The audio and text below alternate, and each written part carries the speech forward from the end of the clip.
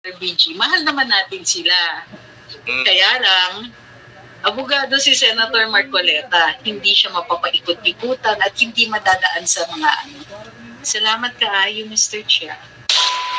Naku, galit na galit ho itong si Senator Risa Hontiveros dito kay alias Rene. Rekta na ho tayo sa report nitong si Ma'am Ruth Cabal. Kaugnay ho dyan sa pagkaalburoto na yan nitong si Risa Hontiveros. Pakinggan ho natin ito mga kababayan. Mariing pinabulaanan ni Senadora Risa Hontiveros ang aligasyong sinuhulan niya ang isang Nako. testigo laban kay Kingdom of Jesus Christ founder Pastor Apollo Kibuloy. Sa isang pahayag, tinawag na kasinungalingan ni Hontiveros ang mga paratang. Marami rin daw siyang hawak na ebidensya para patunayang gawa-gawa lang ang mga pahayag ng nag-aakusa sa kanya. Ilabas mo yung mga ebidensya mo. Kasi kung meron ka niyan, sa sobrang hilig mo sa social media, yung mga vlogger nyo sa kabila, pinaglalabas na yung mga ebidensya na yan. Pero gusto daw atang kasuhan, ha? Mangkakaso na itong si Risa, anak ng Tokwa. Huwag ko kasi kayo kuha ng witness. Pambihira kayo dyan sa Senado, para lang masiraan yung mga kalaban nyo sa politika, lahat na lang gagawin nyo.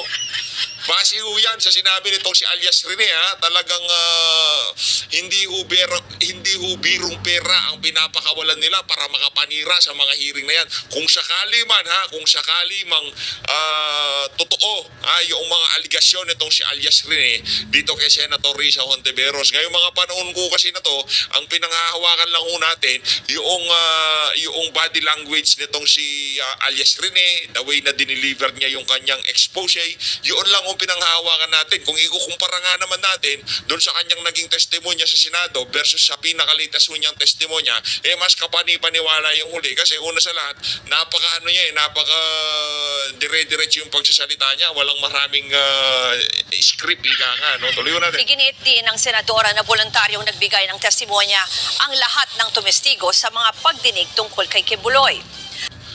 Kwento mo kay Boy Llamas. Kwento mo kay Llamas yan. Nakanang Tokwa.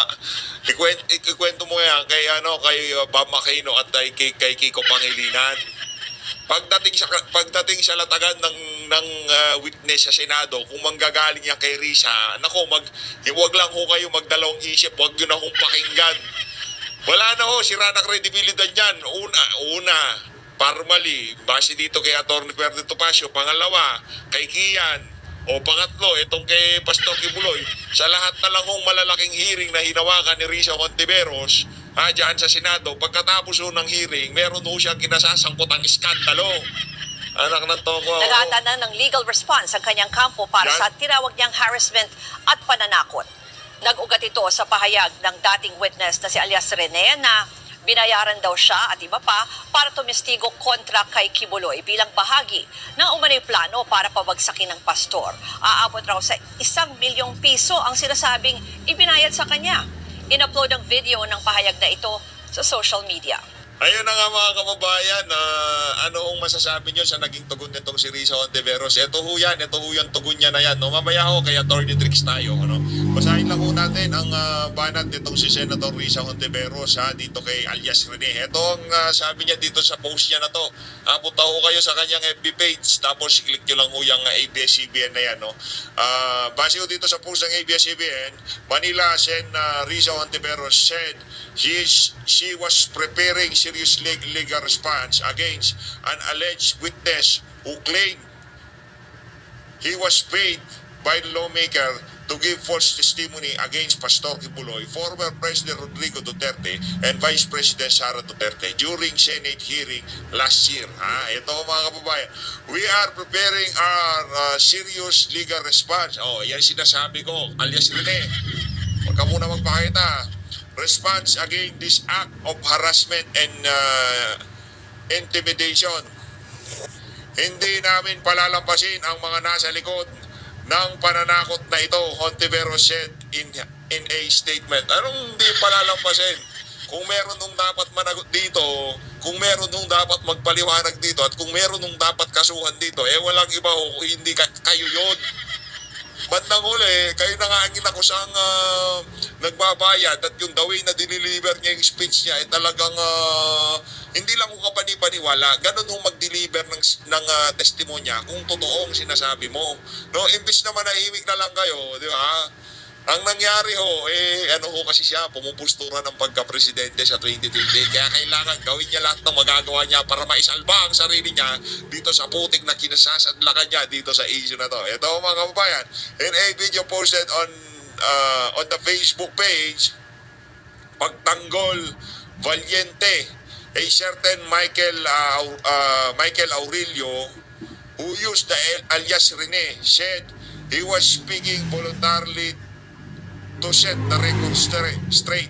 Binayaran po ako ni Sen. Risa Hontiveros para mag-testify laban kay PRRD, BP Sara at Pastor Apollo Kibuloy. Lahat ng sinabi ko at mga kasama ko doon na nag-witness sa Senado ay ginawa lamang ni Sen. Risa upang pabagsakin si Pastor at ang buong kingdom at kunin ang kanilang mga ari-arihan.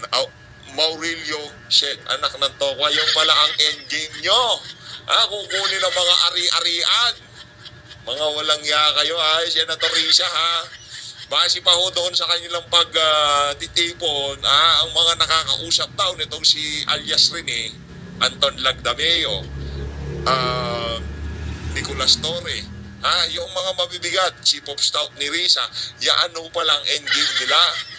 Mga walang hiya kayo. Buti na lang ho talaga nagsalita ng katotohanan itong si alias Rene. Ngayong mga panahon na to, nagkukumahugo ang opisina ni Risa kung paano nila ipaliwanag ang kanilang sarili. Pero ito ho ang ating sigurado dito. Kung di pa ho kayo nakasubscribe sa PH Update, hindi ho kayo magiging updated. Kaya naman, kung bago lang ho kayo dito, i-click nyo na ho ang subscribe button na yan. No? Magbe-birthday na ho tayo sa September. Walang date syempre. Diba? Walang date yan. Ako na lang bahala doon. Basta mag-birthday ako, mag-subscribe kayo. Ganun lang naman yun.